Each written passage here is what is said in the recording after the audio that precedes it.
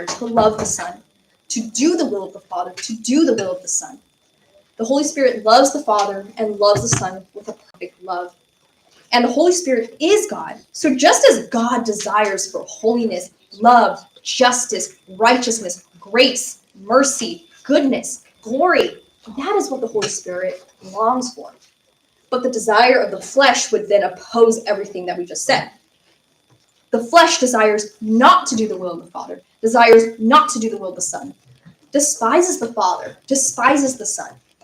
And you're thinking to yourself, okay, well, in my life, I don't know, I would say that I despise God. Despise is a very strong word. But what about this? Have you ever had reluctance towards God's will? Or turn away from it? Or run away from it? Have you ever had a negative attitude towards the Father or the Son or just God in general? Like thinking God to be a harsh master, or procrastinating to do what you know is right, what you know that God would want you to do. You just don't feel like it. Or perhaps the attitude that God's will is too strict, too restraining, onerous. Or disregarding God's will and disregarding God's heart, just simply by not acknowledging him throughout the day. Or discontentment with God's plan in your life, discontentment and bitterness against God about what might come in your future, or hating or running away from or shutting out good counsel.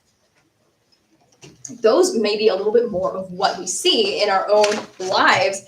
And yeah, you could categorize that as underneath despising or turning away from doing God's will and turning away from God.